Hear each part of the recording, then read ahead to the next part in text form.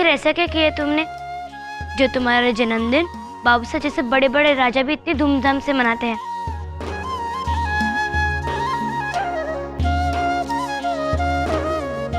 पता करना होगा।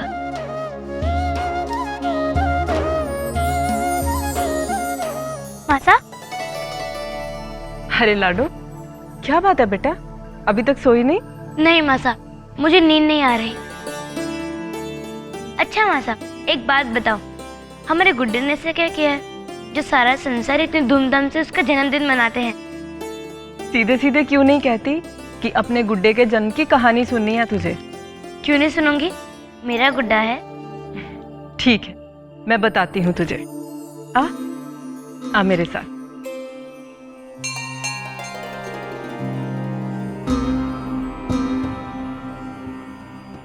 बहुत पुरानी बात है। जब बाबूसा छोटे थे तब की? नहीं बेटा, उससे भी हजारों साल पुरानी बात है। मथुरा में ना कंस नाम का एक राजा था, बड़ा ही अत्याचारी था। दूसरों को कष्ट देना, लूट लेना, किसी को भी जान से मार देना उसे बहुत अच्छा लगता था। और फिर बेटा एक दिन कंस को आकाशवाणी हुई। कंस, तेरे अत्याचार का अंत होने वाला है। तेरी बहन देवकी की कोख से जन्म लेने वाला 8वां पुत्र तेरा काल होगा।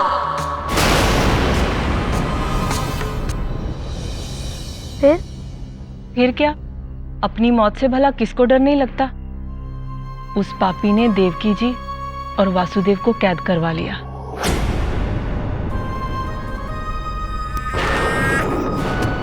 ताकि जब भी उनके यहाँ कोई बेटा हो उसे वो जान से मार सके।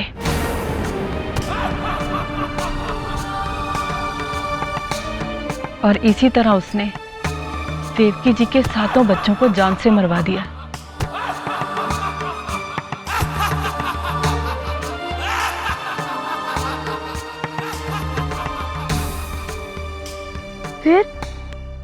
फिर क्या?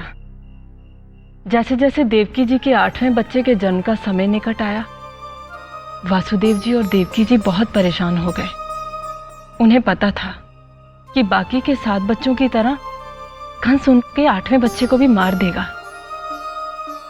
और फिर भाद्रपद महीने की कृष्ण पक्ष की अष्टमी की काली रात को वो समय आया। तेज बारिश होने लगी, तूफान आने लगे और जमुना जी में बाढ़ आ गई बेटा।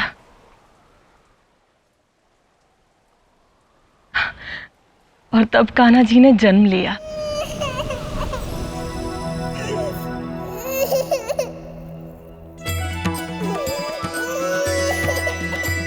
और जानती है, जैसे ही कान्हा जी ने जन्म लिया, कंस के सारे पहरेदारों को अपने आप नींद आने लगी और बंदी गृह के द्वार एक एक करके अपने आप खुलते चले गए। और फिर से आकाशवाणी हुई। तुम्हारा ये 8वां पुत्र नारायण का अवतार है।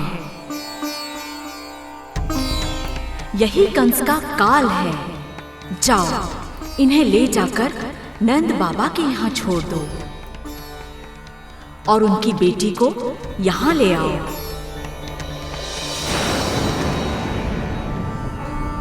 फिर वासुदेव जी ने कान्हा को अपने हाथों में उठाया, उन्हें एक टोकरी में रखा, जमुना पार की और अपने नंदराय जी के घर पहुंच गए। बेटा, जब अगली सुबह उठकर नंद जी ने यशोदा जी की बगल में कान्हा जी को देखा ना, तो उन्हें लगा कि उनकी यशोदा ने एक पुत्र को जन्म दिया है। फिर खुशी के मारे नंद जी ने जो उत्सव मनाया उसे नंदोत्सव कहा जाने लगा और वो आज भी मनाया जाता है। क्योंकि कान्हा जी से तो हम सब बहुत प्यार करते हैं ना, इसीलिए। जानती है बेटा, कान्हा जी के भक्त के पास जब कोई भी नहीं होता ना, कान्हा जी आते हैं उसकी मदद करने के लिए, उसे संभालने के लिए। न जाने उसे कब तक अपनी मासा से दूर रहना पड़ा होगा। ये तो बुरा हुआ ना मासा। पर बेटा, जीवन का सत्य तो यही है कि जो जितने कांटों से गुजरता है ना, फूल तो उसी को मिलते हैं। और जो जितनी मुश्किलें झेलता है, उसे सफलता भी उतनी ही मिलती है। कान्हा जी ने भी कितनी मुश्किलें सही, कितनी लड़ाइयां लड़ी। इसीलिए तो आज सब उन्हें भगवान कहकर उनके आगे सिर झुकाते हैं। पर मैं नहीं, वो तो मेरा गुड्डा है। मैं उसे लड़ सकती हूँ, उसे डांट सकती हूँ, है ना मासा? ये तो मेरी लाडो का सौभाग्य है कि जिन्हें पूरी दुनिया भगवान कहती है, उनकी पूजा करती है, वो गुड्डा बनकर मेरी लाडो के साथ है।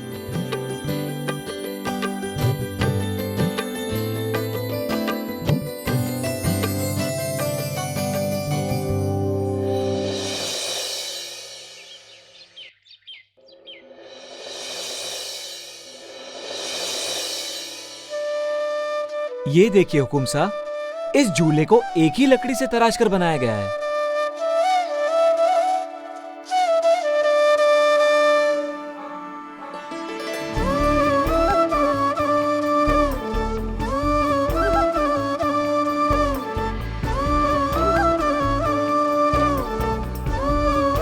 और ये देखिए हुकुम साहब, नक्काशी का अद्भुत नमूना।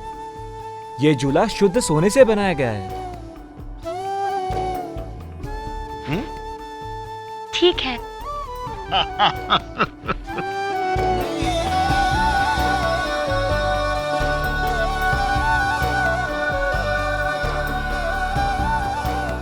इसका कोई जोड़ नहीं।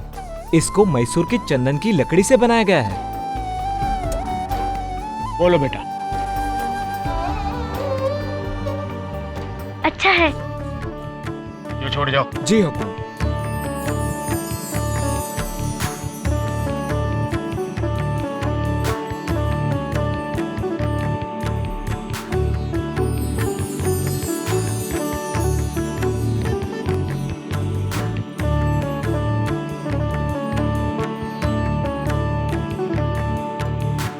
बाबू साहब, हर साल की तरह इस साल भी हमने जन्माष्टमी के लिए कन्हैया की सोने की मूर्ति तैयार करवा ली है।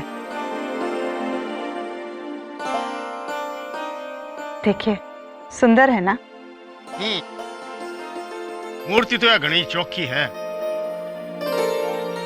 पर ये बार पालना में हमारी मीरा का बाल गोपाल विराशी।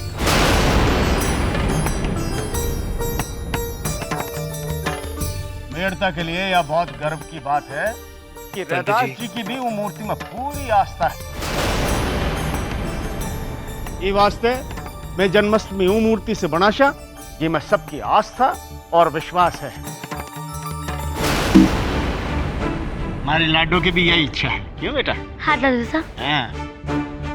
खम्मा हुकुम, पर मेड़ता की परंपरा रही है कि जन्माष्टमी पे हर साल कन्हैया की सोने की नई मूर्ति बनवाई जाए। हाँ जाना, हाँ परंपरा तोड़ी को नहीं जा सका है, पण बदली तो जा सका है। और आपकी मूर्ति को भी मैं पूरा मान राखशा। एक वास्ते गढ़ के बाहर मैं एक मंदिर बनवाशा, उमें की स्थापना करशा। हाँ बेटा, खुश?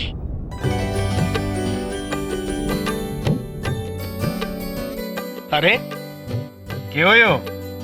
कुछ नहीं, वो हमारे गुड्डे का जन्मदिन है ना, इसलिए लाज आ रही है।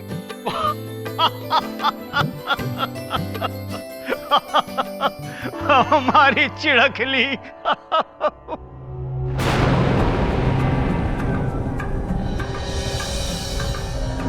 क्या बात है रानी साहब, बड़ी परेशान है?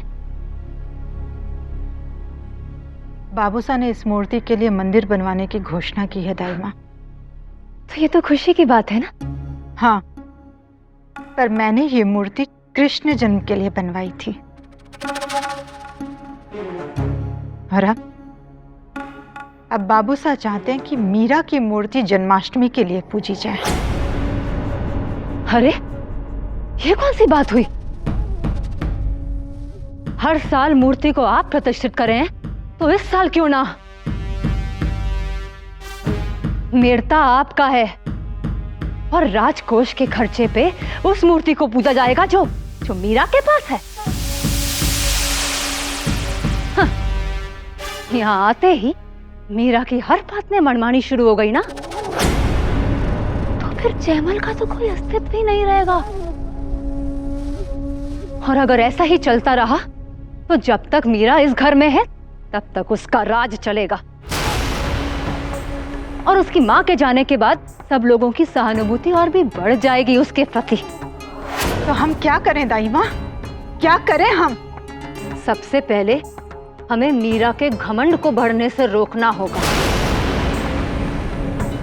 और आज कुछ भी करके हमें कृष्ण जन्म मीरा की मूर्ति के साथ मनाने से रोकना होगा। पर कैसे दाई माँ?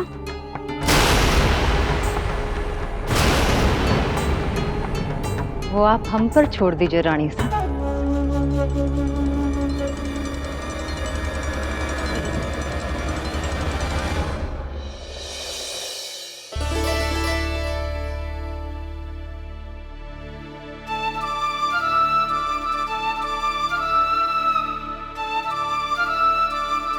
मैं आपके बाल बना दूं? नहीं,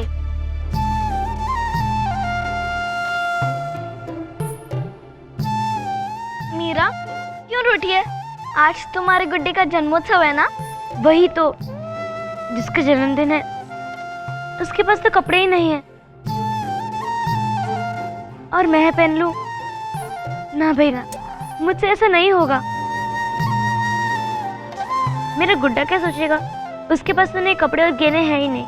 बिल्कुल सही कहा मीरा ने। भाई जिसका जन्मदिन है उसके पास तो नए नए कपड़े और गहने होने ही चाहिए, है ना?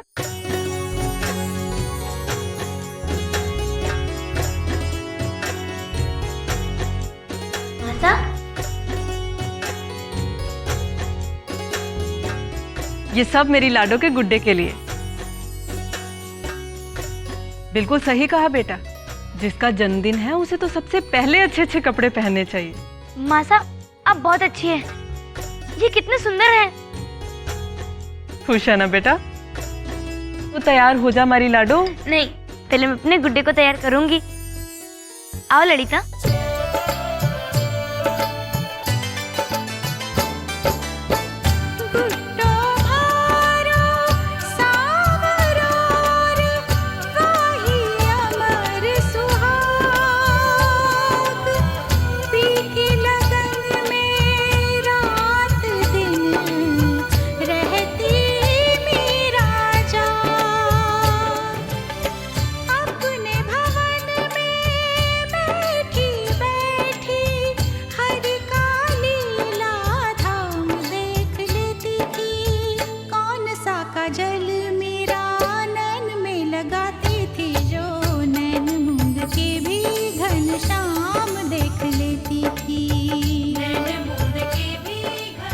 ये हुई ना बात, अब लग रहे हो जैसे तुम्हारा जन्मदिन हो।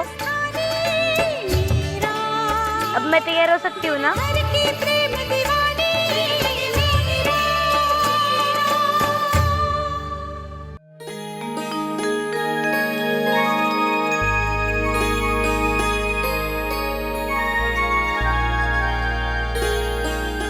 मीरा, कौन से करने फूल पहनोगी? मोती वाले या ये वाले जो रानी सा ने दिए हैं? अभी मुझे तैयार होने दो, मैं बाद में अपने गुड्डे से पूछ लूंगी। ठीक है, मैं अभी आती हूँ।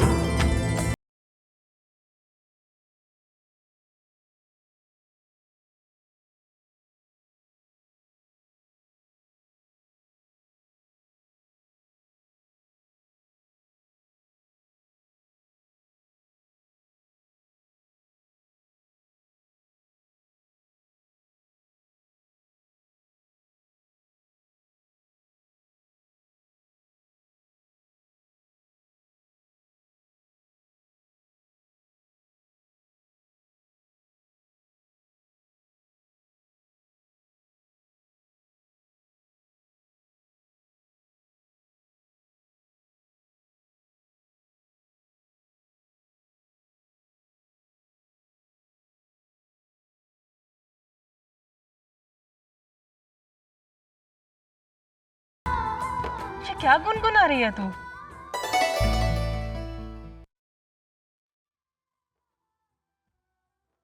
कुछ नहीं, वो रैदास जी को गाते हुए सुना तो मेरा भी मन किया कि गा लूं। अरे वाह, हम तो जानते ही नहीं थे कि हमारी बिटिया का गला इतना अच्छा है। हम तो सोचते थे कि आपकी माँ सा ही अच्छा गाती है। आखिर बेटी किसकी हूँ बाबू साहब? वो बात तो है, पर अपनी मासा के साथ साथ आप हमारी बेटी भी हैं। तो फिर तलवारबाजी क्यों नहीं सीखी? वो तो मैं सीख ही लूंगी, क्योंकि जयमल भाई साहब मुझे सिखाने वाले हैं। आओ बेटा, बैठो।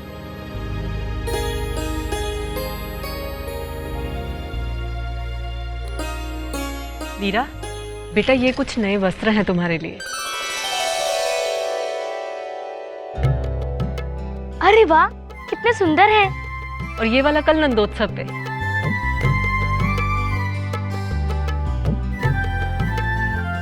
जी नंदोत्सव क्या होता है? बेटा, कृष्ण जब पैदा हुए थे तो उनके पिता नंद बाबा ने उनके जन्म की खुशी में एक उत्सव किया था। उसी की याद में नंदोत्सव किया जाता है। उस दिन निर्धनों को धन दिया जाता है और कृष्ण जी की जय जयकार होती है। आपको पता है, एक मटकी को डोरी पे लटकाया जाता है बहुत ही ऊंचाई पर। फिर बहुत सारे लोग एक दूसरे के ऊपर चढ़कर उस मटकी तक पहुंचते हैं और फिर उसे फोड़ते हैं। उस मटकी के अंदर माखन, मिश्री, भेंटे और बहुत सारा मावा होता है। और जो भी दल उसे फोड़ने में सफल होता है, आपके दादू साहब उसे भेंट देते हैं। अरे वाह, ये सब खुड़की में तो नहीं होता है। घना मजा आएगा। जयमल भाई से बताए थे कि महल के द्वार के उस पार भी उत्सव मनाया जाता है। बेटा, महल के द्वार के उस पार भी उत्सव मनाया जाता है, पर वो उत्सव सेवकों और दासियों के लिए होता है। चलिए, अब हम चलते हैं, हमें बहुत सारे प्रबंध भी करने, ठीक है? मासा मासा, मुझे आपसे कुछ पूछना है। बाद में बेटा, अभी मुझे बहुत सारे काम हैं। अच्छा बेटा। जयमल भाई साहब ने कहा था कि कहीं भी जाने से पहले पूछकर जाना, पर माँ बाबू से को तो समय ही नहीं। किससे पूछूं?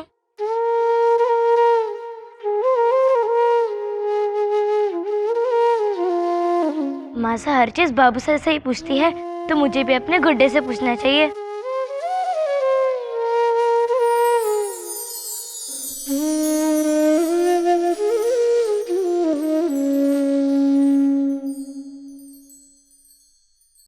क्यों बताऊं?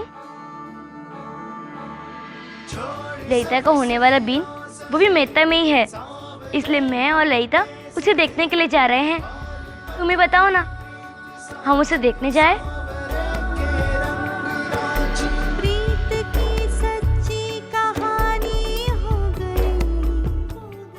मुस्कुराए, इसका मतलब मुझे जाने की आ गया है।